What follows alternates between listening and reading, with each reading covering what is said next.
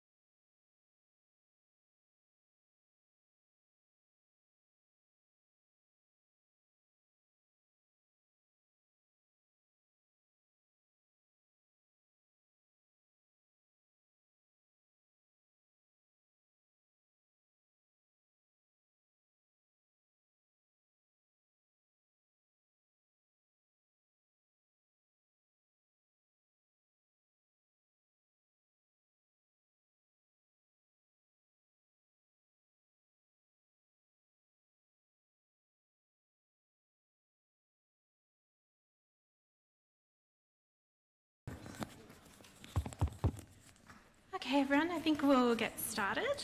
I want to begin by acknowledging and celebrating the first Australians on whose traditional lands we meet, and pay my respects to the elders of the Ngunnawal people, past, present and emerging. My name is Madeline Flint. I am the Program Officer here at the Development Policy Centre. And it's my pleasure to welcome you all to the 2019 Aid Budget Breakfast. So thank you all for taking time out of your busy schedules to be here, both in person at the Crawford School and on the live stream. So this is our 7th annual Aid Budget Breakfast. It's been proven to be quite a popular event and a great opportunity to discuss the events from last night. Today we'll be hearing from Stephen Howes. Stephen's an economics professor here at the ANU, and he's also the director of the Development Policy Centre. So Stephen will take us through the new federal budget and how that's dealt with aid, and then he will widen the discussion and discuss some new developments in aid over the last year, and also have a look at where we're heading this year. Before I hand over, I want to encourage everyone to join the conversation on Twitter. So using the hashtag AidBudget2019, and also mention us at DevPolicy. Great. Okay, I'm going to hand over, so please welcome Stephen.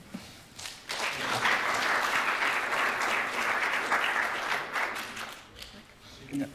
All right, thanks a lot, Maddie, and good morning, everyone. It always surprises me that people still come along and turn up to this, but as long as you turn up, you know, I'll keep presenting. So, we're going to go over, you know, the structure's probably fairly familiar from earlier aid budget breakfasts. We do have a lot, well, we have some less data because the budget was brought forward a month earlier Normally we update the global aid data as well. We're unable to do that. And then some of the performance data was only released last night, so we've had a short time to analyse it.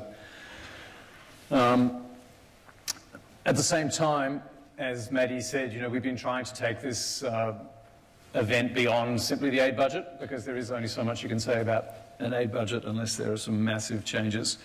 And also it's just a useful opportunity for a broader discussion. And we thought this year, with the election approaching, we'd broaden beyond the budget to look at party policies towards aid, and if we have time, towards development more generally, because I think there are some very interesting comparisons.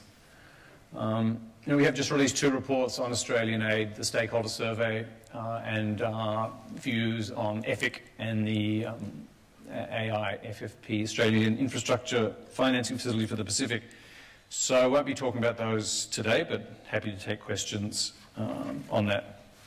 And also say, yeah, we do make a kind of a pitch at this event. If you like this analysis, you find it useful, think about funding us, because this is something we can't turn to DFAT to fund. We need your support. All right, let's get going. These graphs are actually from last year because, as I said, we haven't actually got any more data yet from the OECD. It's going to be released this month. But nevertheless, I think it's worth refreshing our memory about the global context, because it does provide important context and contrast for Australia. So while we've been cutting aid, we might think, that's kind of a global trend, and aid is past its use-by date, and we shouldn't be talking about aid anyway. But in fact, the aid, the ODA industry is growing and growing. It's pretty flat in the US, which is interesting. Trump came to cut aid, but doesn't control the Congress, so hasn't been able to. But outside of the US, aid is on the increase. And not just in dollar terms, this is dollars after inflation, but actually adjusting for GNI.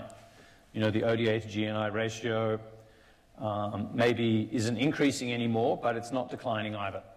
And that's also a very stark contrast to Australia. In fact, there are more countries than ever giving generously, either above 0.5 or 0.7. We're not quite at the record, which was up here of 9, but we're still at a historically high level of 7 or 8 such countries. And it's not just about in-country refugee costs. That is one source of the increase in aid, but it's only one source. So that's the global context in which we can understand, or in which we need to be aware of when assessing Australia's performance. The other important context for us is the budget. So, as I'm sure you know, it's goodbye to deficits. We are back in surplus territory, with the underlying cash balance projected to go into surplus in the budget year 2019-20 at about $7 billion. So it is still a projection. I mean, budgets don't always come true, and it will depend on how much revenue is raised. And you can imagine if there's a commodity price collapse, we may not get there. But, you can see there is now, there has been a return, virtually to surplus already. Right? We are over the days of very large deficits. And that's on the back mainly of better revenue performance. There has been some expenditure restraint. If you look at that red line, it is falling. It has fallen from about 26 to 25% of GDP. But overall, what caused the deficit in the first place was a huge drop in revenue, a big revenue shock with the end of the commodity boom, with revenue falling from 26% of GDP down to 22%. And it's mainly the closing of that gap with various revenue measures undertaken, some recovery in commodity prices. It's that closing of that revenue gap that's brought revenue back up to its sort of historical average, around 25% of GDP, and that has got us out of the deficit situation. So, of course, you'd think that that would be relevant for foreign aid. The original rationale for cutting aid came because of the debt and deficit situation. And I quoted Julie Bishop there. But in fact, as I mentioned in the blog this morning, actually the idea came right back in 2013 from Nick Minchin, who first put the argument that you shouldn't be giving aid when you're borrowing money, because you're taking money from overseas and then you're giving it back. That argument certainly took hold within the Liberal Party and was picked up by Julie Bishop and recognised by the OECD. So you'd think it'd be relevant for foreign aid. Perhaps it is slightly, but probably not as much as you'd hope. So what actually happened in the aid budget last night? You know, there are always a few little surprises, and I think you can actually, it's easiest if you look at this graph. I'll just come around here. Yeah, you actually have an aid increase in the current year, which was, you know, unexpected, and then a dip back. And what's happened here is that some of the multilateral payments have been brought forward from 2019, 2018, 19. And that would seem to be in order to help that surplus. This is the target surplus year. So if you have less aid this year, more aid the previous year, when you're in any case in a deficit, it's going to help your budget position look better. So you're basically shuffling payments around. But if you add these 2 years together, it's virtually unchanged from what it was in last year's budget, right? So it really is just a paper exercise. Then after that, the forward estimates, these 2 years are unchanged from what they were in the last budget. And then this is the new year in the forward estimates, right? Every budget you add a year in the forward estimates, and you do see an increase here, right? And actually that was foreshadowed in last year's budget. Although it wasn't in the forward estimates, it was actually the government said we are going to start increasing aid from this year, and they have. And if you look at it, it's 2.5%, and that's in line with inflation. So that was the promise that Julie Bishop made back here, that they weren't going to increase aid, but they were going to they weren't going to increase aid to 0.5, but they were going to keep it in line with inflation.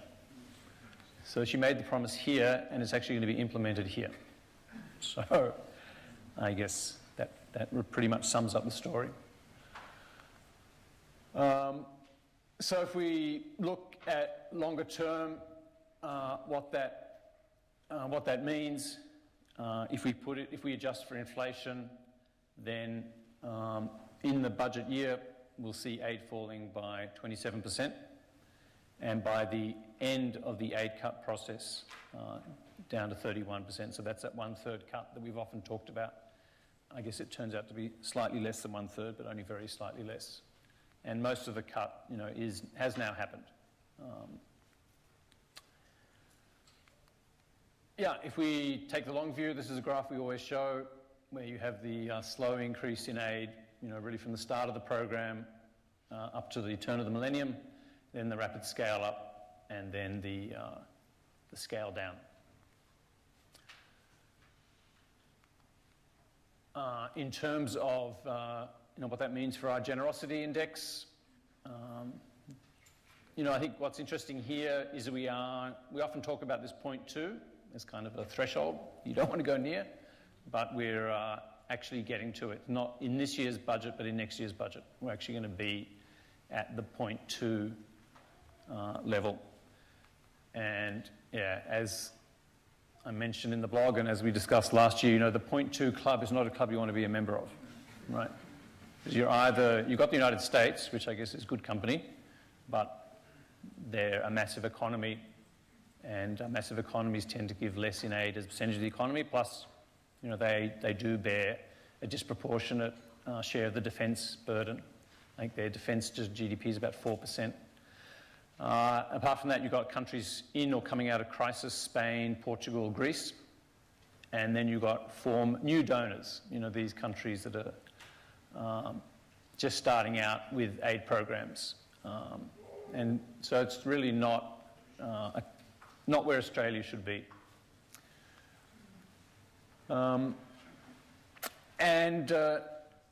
Yeah, you know, we do see this, you know, slight tick up in aid here. which is, I guess, recognition that there is no longer a deficit, but overall, as I said, the deficit's been tackled through the revenue side, not through the expenditure side.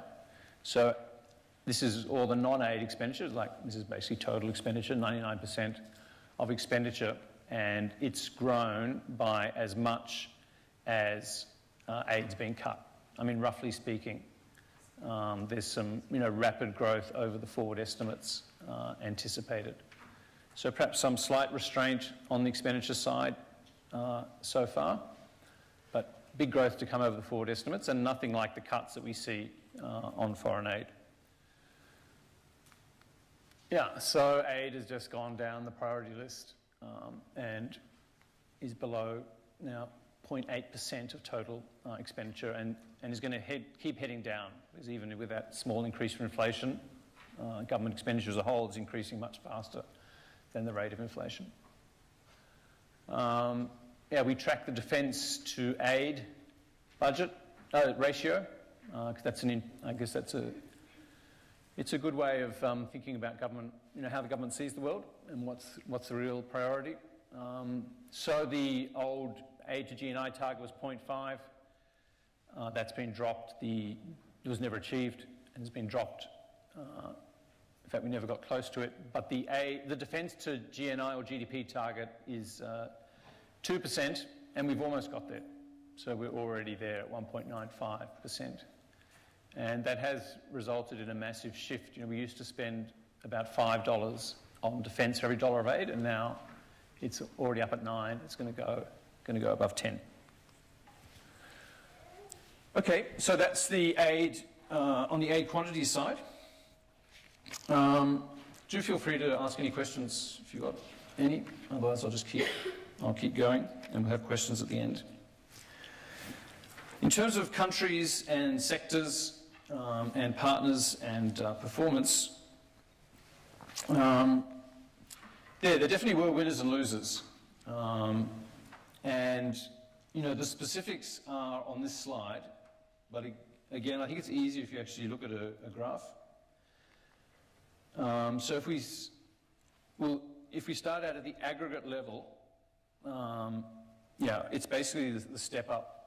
In the earlier period of coalition aid budgets, really the aim was to try to protect the Pacific and ring fence it. And there were some cuts, but they were quite modest for PNG in the Pacific. But starting last year, the aim has changed from ring fencing the Pacific to actually increasing aid to the Pacific, which is very significant, right, in the context of a very rapidly a 27% cut. Right? Remember, this is also inflation adjusted. So to bring about that first protection for the Pacific and then increased allocation for the Pacific, it's been necessary in the context of overall a rapidly shrinking budget. It's been necessary to really slash other parts of the program. And so, this is Asia. This is both Southeast Asia plus South Asia. And you can see that that's really took a big hit in the big year of the aid cuts, but then has subsequently been cut and was further cut last night. Africa and the Middle East, likewise, even more savage. So I guess similar to last year's budget in financing the step up for the Pacific, and basically, if we want to give more aid to the Pacific, we don't have a bigger aid budget, then something's got to give, and it was aid to Asia. I think symbolically it's significant because this bar is actually now above this bar, right? So for the first time now, aid to PNG in the Pacific is greater than aid to Asia. So that's a significant threshold and speaks to the priorities of the government and the era in which we're living.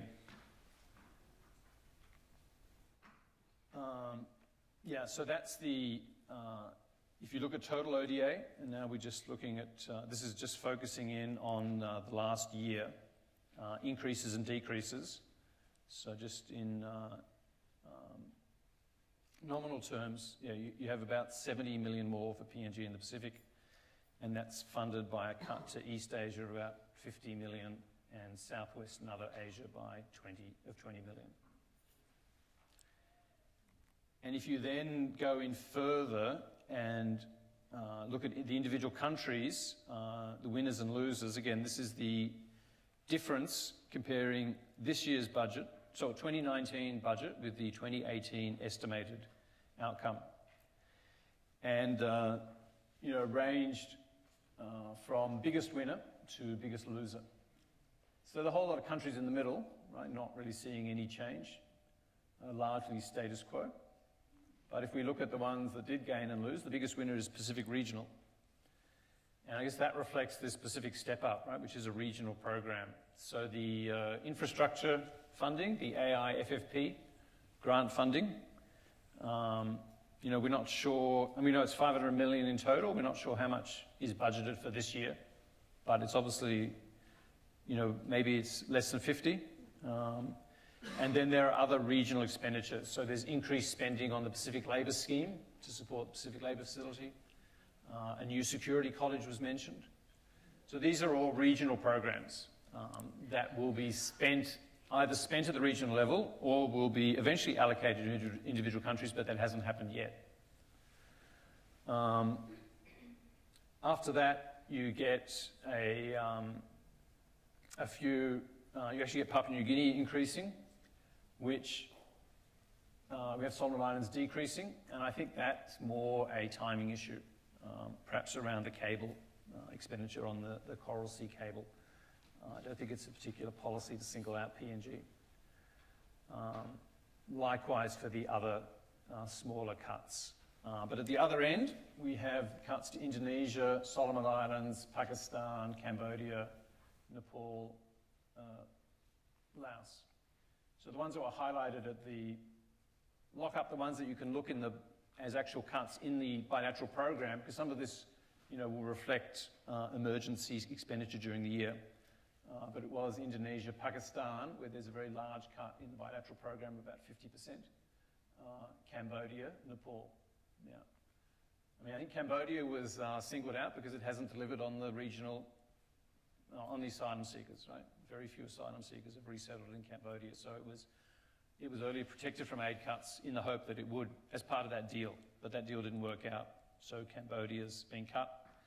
I guess Indonesia's been cut because it's such a big program. You can kind of find things to cut. Why Pakistan and Nepal have been cut is, I don't know. I guess they're seen as not being as important to Australia. They're further away.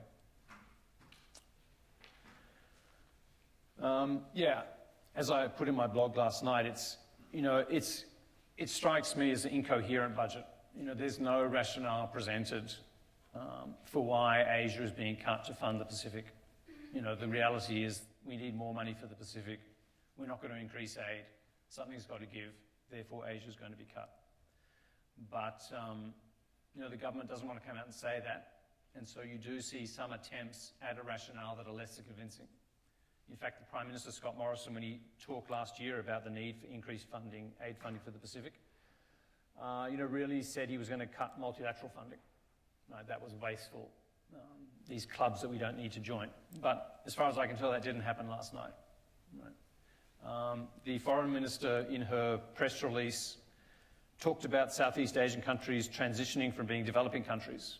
Right, so they're going to graduate. But, that's a very flippant remark. Right? Certainly the ones, that's true, some Southeast Asian think about Malaysia. Malaysia's making the transition to a high-income country, but the countries that we actually provide aid to, like Indonesia, are a long way from being high-income countries. They're going to be developing countries for decades, and they have massive development needs, massive challenges, and countries like Pakistan and Nepal are poorer too. So I'd say it's a pretty poor justification. The cuts are not huge at the aggregate regional level, but they are very big for particular countries. And the problem is going to continue, because the step up is going to continue. There'll be more funding needed, in particular for the infrastructure program. But you imagine also the government's going to keep coming up with new ideas on how to spend aid in the Pacific. with no fiscal constraint on the aid budget, it would make far more sense to fund the Pacific Step Up with new aid money, as would have been done in earlier times when you came up with a new aid program. But in the absence of that, certainly a much clearer justification and some certainty around the future of aid to Asia would be warranted. That's a longer-term perspective, but I think doesn't add that much to what I've already said. Going to the sectors, the government does release aggregate funding on sectors, which is very helpful. There's been some talk around this budget sort of sharpening the security focus of aid, but you don't really see that when you look at these sectoral numbers.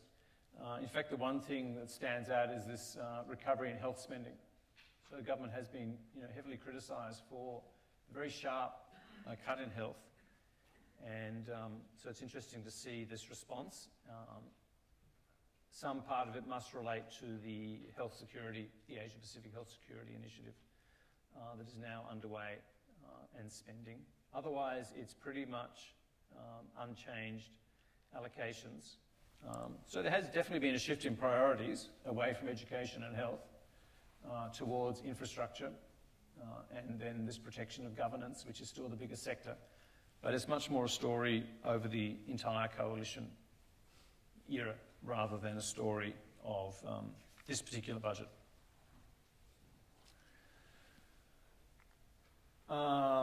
Just have a little dig at DFAT.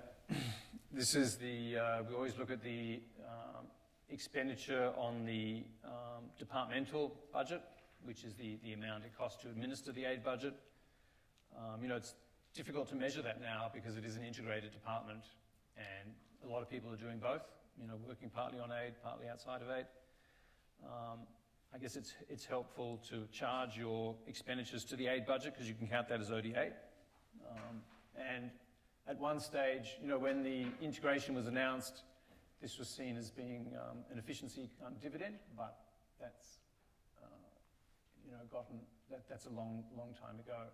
We're not up to this. This is sort of the build-up to the scale-up. We're not up at that level yet, but it is an upward trajectory. Another thing we update every year is looking at who's delivering the aid budget. And we don't have that information for the current year, but it's, we're always 1 year behind. And I think this has got some interesting stories to tell this year. It's a little bit frustrating because this other category is the one that really falls, and it's not clear exactly what's in that other category. If anyone knows, I'd be very interested to find out.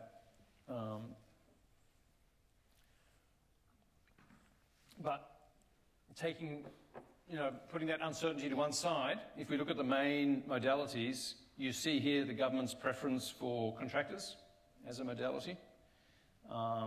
Including in the last year, it's up to 900 million now. So, you wouldn't, given there has been this 27, okay, this is nominal, but $1 billion of aid cut, you don't see that certainly with the contractors effect. You see an upward trajectory. Multilaterals, it's a bit up and down depending on replenishments. It'll really go up in 2018-19 because they brought forward those payments. But yeah, definitely the multilaterals have been protected, right, despite Morrison's claims that this is where they've been saving money.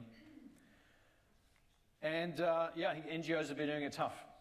So you do see a cut in NGO funding from DFAT. ANCP has been protected, but the broader engagement of NGOs in deliveries. I mean, some of this may be that money's coming to them through contractors, so it's actually appearing under the contractor heading and then subcontracted to NGOs. But it does look tough for NGOs. And just to add on to that, we also monitor public donations to NGOs.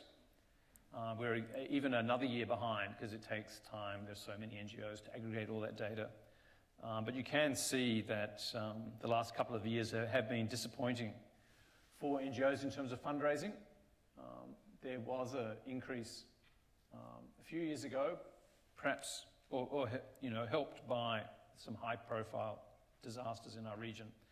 But in the absence of those natural disasters, donations have fallen even in nominal terms, definitely in real terms. yeah, basically matching or resulting from a decline in public generosity, whether you measure it in terms of donations per capita or donations to GNI. So I guess you could say that the government reluctance or deprioritisation of aid is perhaps reflected or consistent with broader community attitudes. Okay, well, that's the run-through of the aid budget. I'm sure others would have a lot to contribute, or if you have any questions, happy to take them.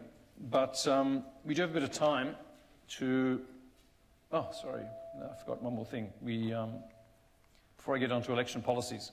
Yeah, the Performance of Australian Aid report was released last night, so we haven't had much time to analyse it.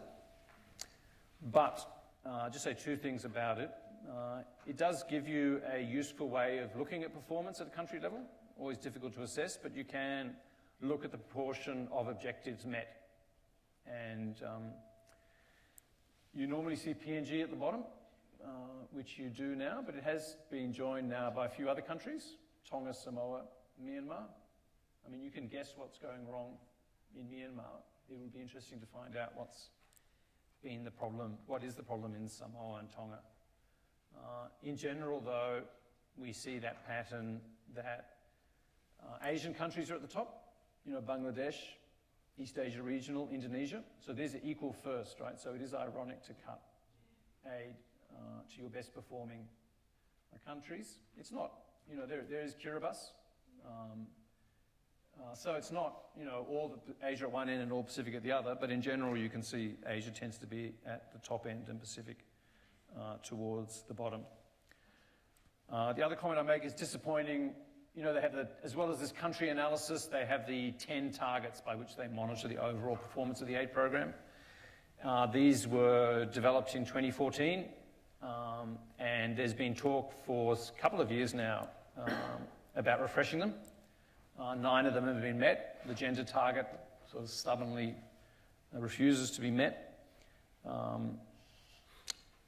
But in general, there's, I think, a strong consensus that the targets are out of date and need to be updated. There was even a consultation process last year, but we still don't see that in this year's budget. Perhaps in this year's performance report. Perhaps they had to rush it with the budget being brought forward early. But I think in general, there's a kind of definitely a loss of interest on the coalition side.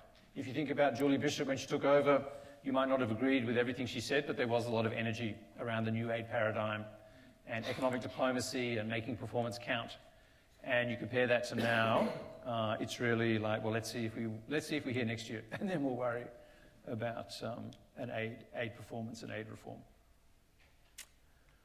Okay, well, that does take me to these election policies, and I'm going to talk about aid and then go beyond aid as well to look at some other development issues. It is an interesting time, I think, of course, with elections are now so close.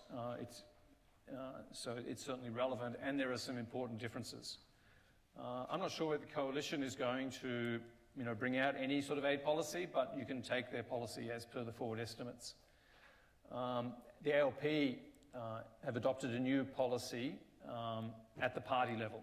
So it's not yet, and I don't know if it will become something that goes into their election platform and is actually costed by the Parliamentary Budget Office, but it is a party platform that aid to GNI will increase over time. And then the Greens are, of course, more ambitious, wanting 0.7 of GNI by 2030. Just on Labor's position, it is a significant development from what they took the last election. The last election, there was no underlying target. It was more an amount, 800 million over the forward estimates, 200 million a year. This time, as I said, this new policy was adopted at Labor's National Conference in December. And while it's not yet an election policy, this is a quote from Penny Wong's speech, although not at our centre, but a speech she gave this year at University of Queensland, in fact, just last month. Where she didn't actually endorse it, but if you read out the policy, it is pretty much like you're endorsing it, right? So it really, I think you could say this is now the Shadow Foreign Minister's policy on aid. and it's a policy to commit to increasing official development assistance as a percentage of GNI every year that we're in office, starting with our first budget. So I've tried to model that. I did that last year. I've now updated it for the most recent numbers, and also then I was assuming the election would be held early. Now I'm assuming it's going to be in May. So I'm assuming the first budget for Labor, even if there are some adjustments to this budget, I'm assuming they're not going to tackle aid in 2019, they're going to tackle aid in 2020. And there are two ways you can interpret this policy. You know, one is what I call the strict way, which is when we talk about aid to GNI, we normally go to 2 decimal points, right? So we say like Australian aid is next year, or the year after next is going to be 0.20, and now it's 0.21. So if you're going to increase that every year, then you have to go from 0.20 to 0.21 to 0.22 to 0.23. So that's what I call a strict interpretation of the policy. A minimalist interpretation of the policy is that you just have to increase it. You have to keep the aid to GNI ratio steady, plus then increase it by an infinitesimal amount, right? Like another $1 on top of stabilising it. That's a minimalist. So, you know, which policy the Labor Party will adopt remains to be seen. If it adopts this minimalist policy like for more than a year, I think it won't be credible, right? It will be embarrassed. On the other hand, it might be too optimistic to think it's going to every year follow that policy strictly, since it's not actually part of the election platform. But either way, you see a fairly significant difference between what the coalition is promising on aid in the forward estimates, and you know, this will be the new year of forward estimates. So here I've just assumed that the indexing to inflation policy continues. And if we just look at it in terms of the increment, so what Labor is promising relative to the coalition, then yeah, it is very significant new money. So even in the first year, it's between 200 and 400 million. In the second year, it's between 400 and 800. Then 450 and $1 billion, and then 600 and 1.4. Right? Because GNI is growing every year, right? It's about 4% in the budgets. So you've got to have at least that increase, and then if you want to increase that ratio, you've got to go above that. So it is a much more ambitious policy than Labor went into the elections last time. Even the minimalist interpretation, that adds up to more than 800 million. I mean, on the other hand, it's less certain, you know, because the last time they did go to the Parliamentary Budget Office with the costed aid commitment. We don't know if they're going to do that this year. That would certainly be a good thing to ask for anyone interested in aid to kind of press Labor to do. So it is actually costed. But nevertheless, it is a very significant difference. And if you just take it forward a few more years, like you assume, okay, they win another term of office and they're there for 6 years, under that strict interpretation, you know, they really would be repairing the damage. And this is even now adjusting for inflation. Under that minimalist interpretation, you're not, you know, repairing the damage, but you're, you know, still making a significant difference. Beyond aid, you know, we haven't heard anything from the coalition. There's not a lot.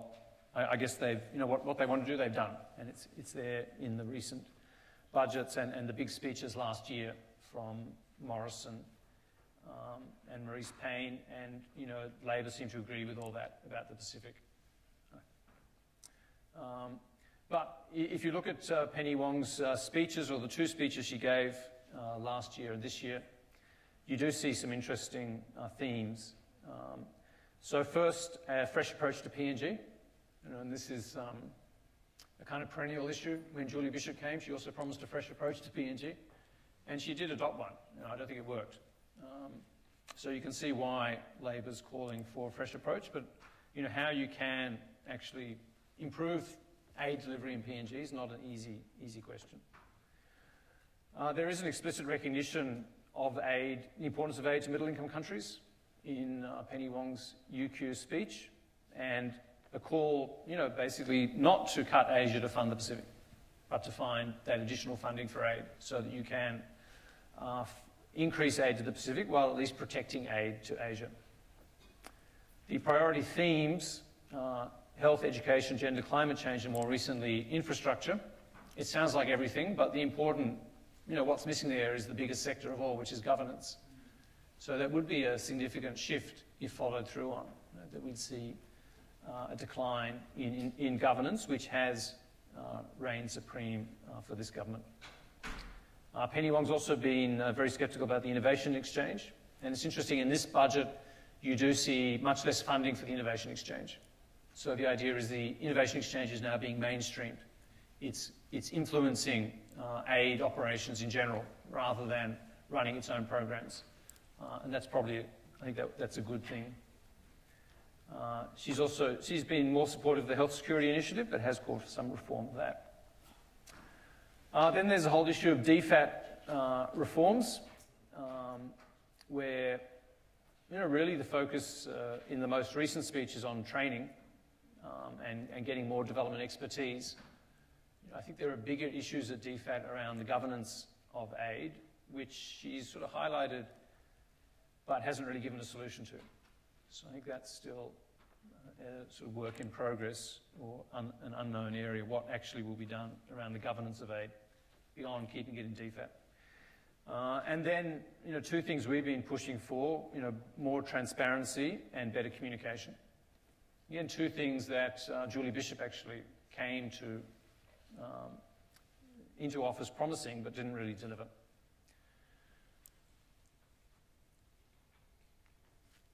All right, I'm going to now shift beyond aid altogether. I think if you're interested in development, the other two things the other sort of two areas of policy that would probably interest you are migration and climate change.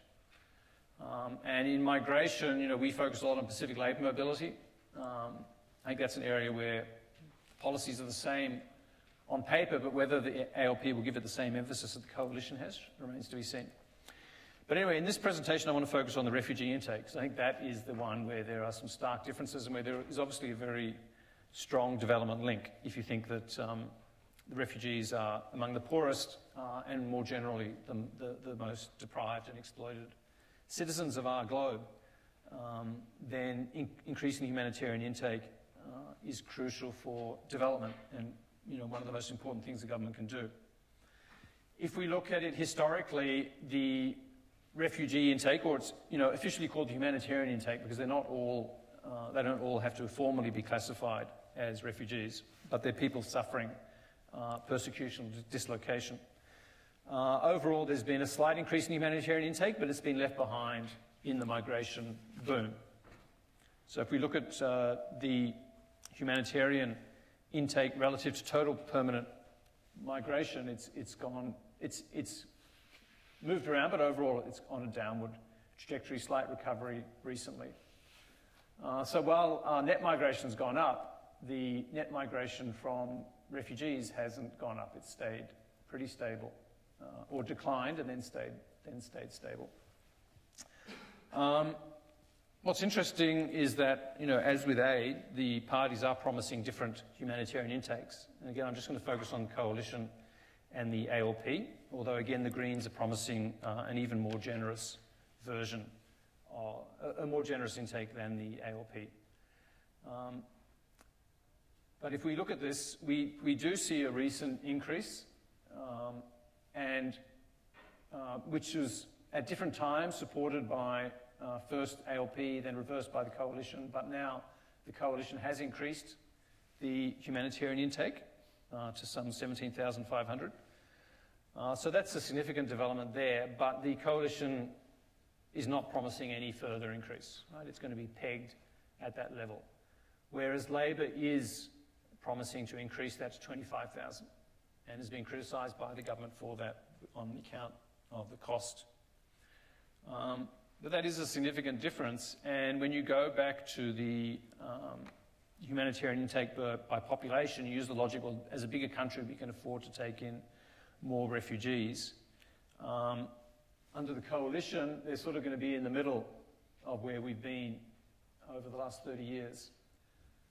But under Labor, if they implemented that policy, we would be getting to that 0.1%, so 1 in 1,000 refugee intake over the population. That would be a historic high. So that would be a real achievement from a development or from a humanitarian perspective. All right, and then I said the third issue you might be interested in if you're thinking, you know, if development issues are important to determining your vote, would be climate change, since it has, you know, such important global consequences, and the worst impacts, you know, are and will be felt by the poorest countries. So this gives the Australia's emissions record, which is the black line, and then the policies of the Coalition and of Labor. So the first thing to note is that we've, you know, emissions rose until about 2007, then they fell sharply, and but now they're on an upward trajectory again. In a previous incarnation, I worked on the Ghana Review of Climate Change, which was here in around 2007. Yeah, I have to say we totally missed the fact that emissions were going to decline so sharply. And we recommended a, you know, a range of targets from 5 to 25%. The government adopted the weakest of those, which was 5, but ended up way overachieving. But basically, through changes in industrial structure with the resource boom leading to deindustrialisation, leading to reduced emissions. Not a lot to do with policies, although there's some smaller impact. But we are now talking, you know, our earlier targets have been much more modest. The initial, you know, that 5%. Before that, we had the Kyoto target, which is actually an 8% increase, not a reduction at all. Targets are now more serious, and for 2030, the Coalition is proposing a reduction of 30%, almost 30%, compared to 2005, so up here. The sort of controversy is about, you know, whether they're going to use this so-called Kyoto carryover, the fact that we overachieved our earlier targets. In the legal agreement, you can actually use that to offset an underachievement in a later period. It's a controversial issue, but the Coalition's saying it will make use of that provision, and so actual emissions will be up here rather than here if we do hit the target. Labor has got a more ambitious target. It's a 45% cut, but you know Labor have said that they'll also be using international purchases of credits to hit that target, which is something so far the Coalition hasn't entertained.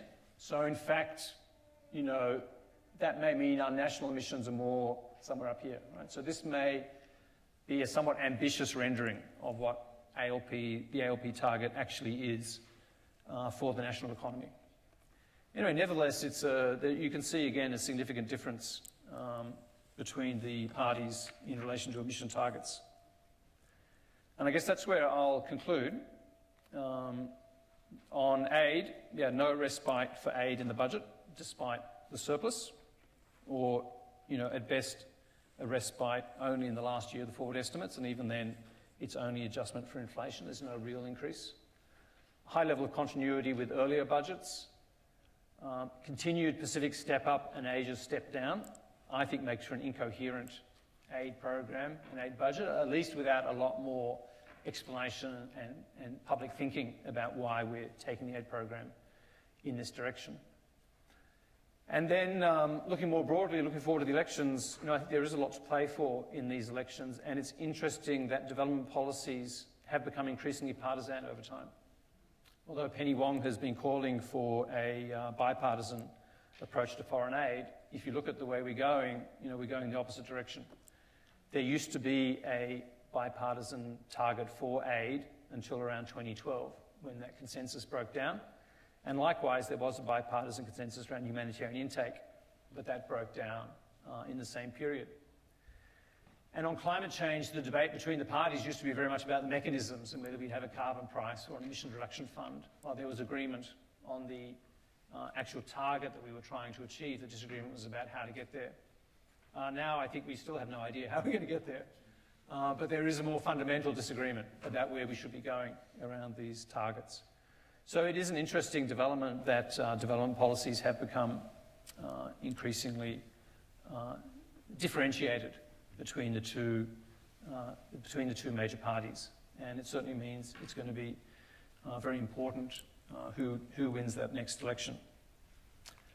So thank you very much to everyone. Thank you to my colleagues who helped do all this analysis, especially Ashley and Sachini. And if you want more, go to our aid tracker, which we've updated based on last night's budget. And happy to take questions and also to hear your comments and perspectives. Hello, thank you for insightful information. That was great.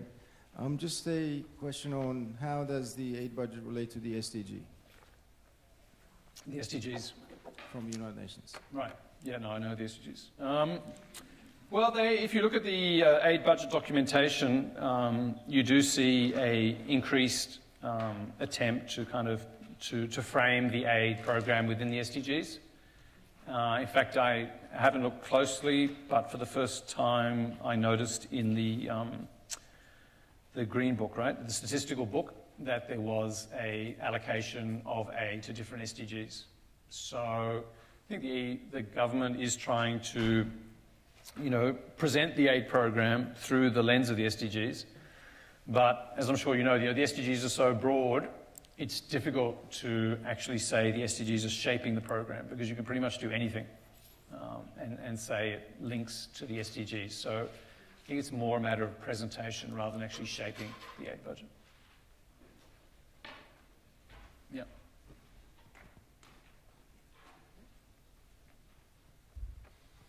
Thank you.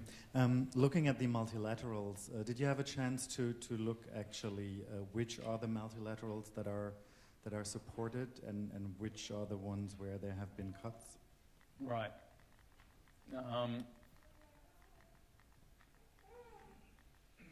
Yeah. Well, honestly, I don't think there were any cuts to any multilaterals in this budget.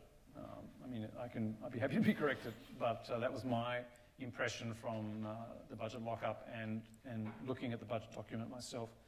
There were some cuts in the first year of the government for some of the UN agencies, so they did bear brunt. But in the scheme of things, they were pretty modest, and some of them, there's also been increased funding for UN, because we have, I should have mentioned, there has been an increase in humanitarian spending in this budget, up from 400 to 450 million. So some of that means increased funding for the UN. It was noted that there are several replenishments coming up in the coming years for the big multilaterals, the World Bank, the ADB, Gavi, Global Fund, Global Environmental Facility, and then there's the Green Fund, Green Climate Change Fund. So I think there's some decisions to be made in the coming years. But yeah, overall, this picture of stability, apart from those early UN cuts, I think is also sort of evident at the individual multilateral level. It's not just at the aggregate level. Thank you so much for that talk. A bit more of a technical question. For those of us who are looking to consult more directly the numbers presented in the aid budget, would it be best for us to go and look in the portfolio budget statements under the ODA expenses list if we were going to track the bottom line, so to speak? It's best to go to the what's called the Orange Book, right, on the DFAT website. Yep. Yeah, not on the Treasury website. Yeah. Because ODA is not really a budget concept. Okay. So and it tends to be, especially now, it's wrapped up with DFAT spending on totally different things. Exactly. So yeah, it's best to look at the Orange Book. There's an odd thing that you don't get these forward estimates actually written down anywhere. Mm-hmm. So these numbers here,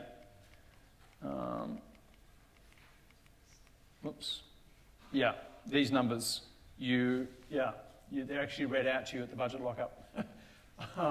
Sometimes they appear in answers to Senate estimates, but otherwise, you can take those numbers. So these numbers plus the DFAT website is the best place to look. Okay, fantastic. Yeah. Thank you.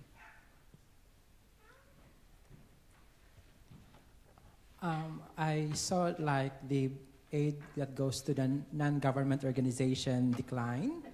Do we have like reason why is this so? And my second related question is that especially in post-conflict and conflict areas, what's the volume of aid that goes to peace building? Right.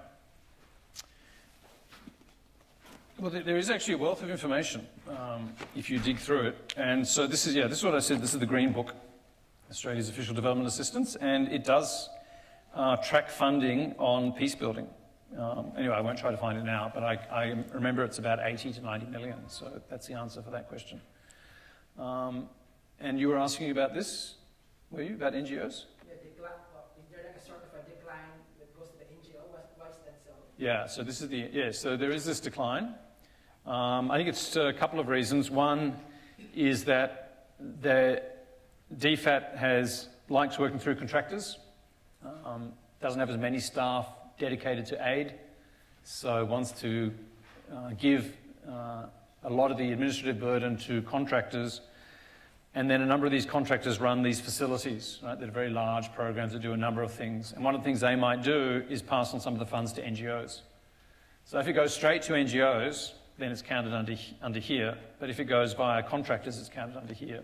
So part of it could be an accounting change, but part of it is that the aid program has been cut. Right, the aid program has been cut by $1 billion, and so, yeah, what's really surprising is that the multilaterals haven't been cut more and the contractors, but someone's got to go, and so the NGOs have been cut, and if we look at the smaller ones I didn't show are here, right? So universities have also been cut. You know, Crawford School can testify to that. And although we're still providing a free breakfast. Developing countries, you know, there's much less money going direct to developing countries, governments. And then, as I said, this other, which is a bit of a mystery, although part of it is other government departments. There used to be much more emphasis on other government departments delivering aid. And apart from ACR, and to some extent AFP, that's really much less, like, for example, Treasury is much less involved in the delivery of aid than it used to be.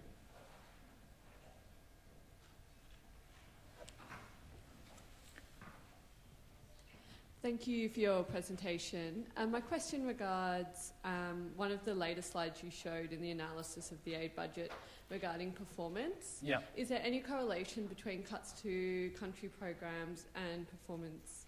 No. Okay. Yeah, no, because, like there's Indonesia is cut and Cambodia was cut. So there you've got two of the best performers using this metric. Yes. Bangladesh, yes. So I think that's right. Actually, I show Bangladesh as not being cut, but that may have something to do with humanitarian aid. But yes, the DFAT bilateral program to Bangladesh is being cut as well. Yeah. So there you have some big countries that are performing well that are being cut, and then you've got some of the Pakistan is a middle performer, but yeah, some of the Pacific countries down the bottom are seeing an increase. So yeah, it's nothing to do with performance. It's really to do with the Pacific Step Up. And it's this idea that for strategic reasons, we need to provide more aid to the Pacific. Yeah. It's very different to earlier thinking. In fact, I indulged in the recollection on my blog about when I was on the Independent Aid Review. And we were actually, that was back in 2011, we were actually charged with how AusAid should spend, you know, this massive increase. And actually, we said that it shouldn't go to the Pacific. You know, it should go to Asia. And the idea was Pacific, it's already the most aid-dependent region in the world. It's not, a lot of the aid's not that effective. So we had a totally different approach. But that is history. And, you know, it is now all about the Pacific Step Up. And then you've got to fund it somewhere if you're not going to increase aid. So cut Asia. Stephen, thank you very much for the presentation and also for the free breakfast next year. Maybe it's user pays. Just on the issue of the Pacific Step Up, there's a new Office of the Pacific being established. I couldn't see anything last night, you know, in the documents. I know you talked before about the departmental budget in regard to administering the aid budget, but I was wanting to know if you know anything about the Office of the Pacific in terms of funding and how that's going to take on a role with the Pacific setup. Thank you. Yeah, the Office of the Pacific has been established, and Ewan McDonald is the head of that office. And yeah, they're definitely staffing up, and that may be one of the factors driving up that admin budget for aid. There was also increased funding for the infrastructure the AIFFP, Australian Infrastructure Financing Facility for the Pacific. There's increased funding there to find infrastructure specialists. Most of that won't be ODA eligible because most of the AIFFP is not ODA, right? Most of it's non-concessional loans, but it's a similar thing. So yeah, there's definitely increased staffing for the Pacific in aid and non-aid areas. Thanks, Stephen, for doing all this work so we don't have to. Looking forward, if we were to see a steady increase in the aid program, how would you like to see that increase be spent? Mm-hmm. Yeah, it is worth reflecting on. Those are very significant increases in the aid program. So far, the ALP's only announced some fairly modest initiatives. There's a little bit of extra money for NGOs, and there's a avoidable blindness project in the Pacific, and I think they just announced a sort of plastic pollution reduction initiative also in the Pacific. So they've announced a few little concrete things, but yeah, there will be a lot of money to play for. And I mean, I would certainly advocate, using that funding so that you don't have to rob Peter to pay Paul. Right? You can actually think about how much aid do we want to give to Asia, and you can plan for the next 5 years. I think that'd be one really good thing to do. I think this government has increased humanitarian spending, and given that we're in the greatest humanitarian crisis since the Second World War, that seems like a really good idea, and you'd want to do more of that. Beyond that, yeah, I know the aid sector is never short of good ideas for how to spend money, so yeah, it'd be a good discussion to have. Thanks, Stephen. I just had a question around, on this slide actually, around what you're using as your base for increasing ODA GNI for the ALP. What's interesting about last night's budget is this bring forward, which means in this year's budget it's going to be 0.23. So if we're just assuming in the first year of if Labor got in and they were to increase ODA GNI up from 0.21, which is what it's projected to be, to 0.22, we're still 3 years out from a Labor Party getting above what the last year of a coalition government ODA GNI ratio is. I just think that's a really interesting position for us to be talking about. 3 years out?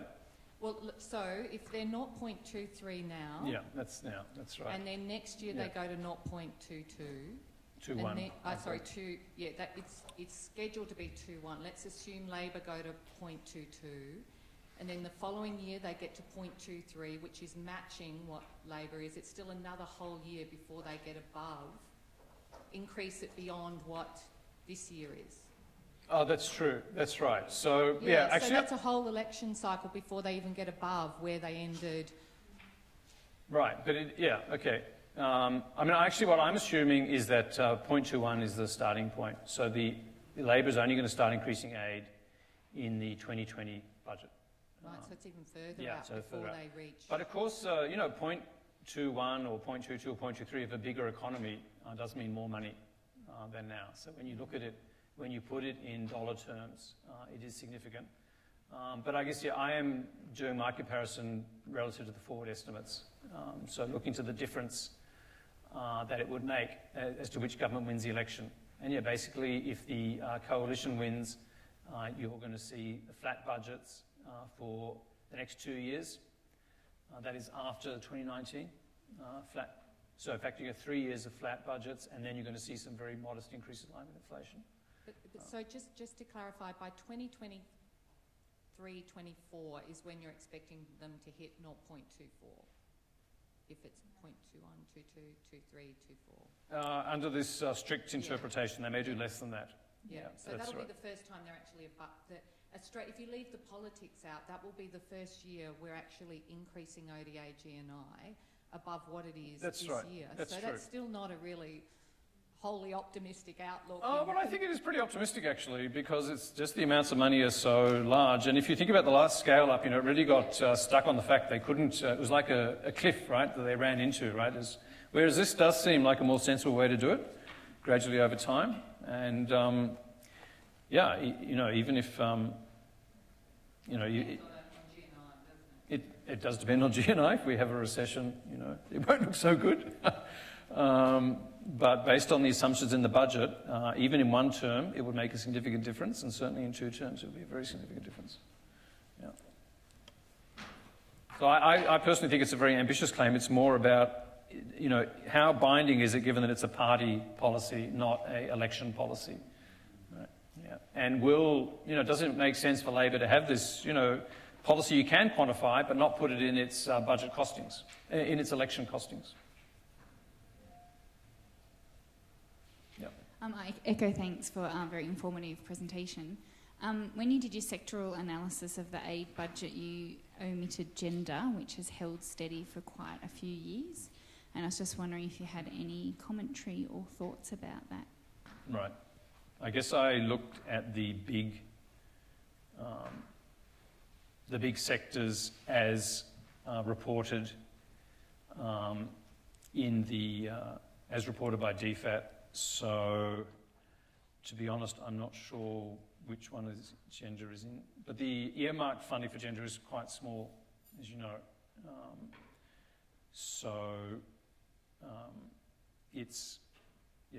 I guess most of it is mainstreamed through the budget. But the gender fund, I think it's called, is protected at 50 million. 55. Thank you. I think the big Pacific Women project is wrapping up in a couple of years. So I guess that'll be a big decision as to what to do with that project and whether to renew that and at what level. I imagine that would have a major impact on the total gender spend.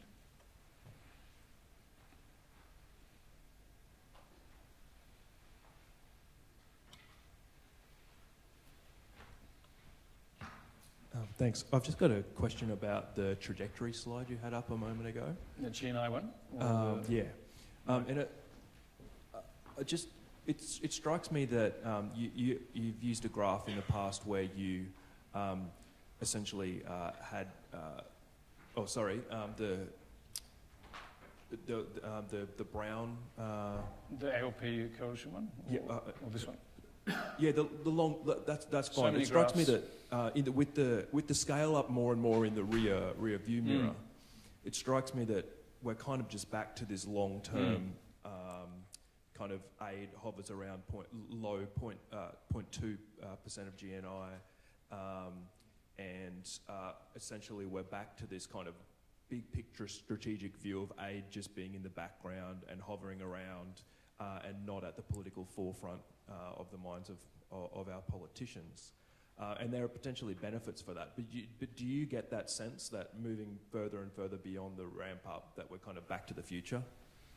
Not really. That's right. I have made that point. Like it's almost like we just carried on with this kind of gradual increase, right? And of course we've got some benefits in the intervening years from all that aid, but longer term it's like we're just on that. It's like the big scale up and the reduction never happened and we just kept chugging along. I guess the difference is that in these days there was that consensus around aid. Aid wasn't really, with one or two exceptions, aid wasn't really an issue of politics. It was in the background. Whereas now, as I've shown, there do seem to be some pretty big differences in aid policy between the two parties. I think, that plus this, big importance for the Pacific, that's really unprecedented, I think, at least since PNG became independent. That's also, I think, going to make the future different to the past. Yeah, so I think there's still, there's a lot of eventful times to come in the aid world. Well, I think maybe take one more. I know people want to leave. Regarding aid modalities, is that something that's been mentioned ever as a difference between Labor and the Coalition? And somewhat separately, does the government receive, analyse, ask for, release anything to do with the profit margins when they are giving to consultancies? Thanks.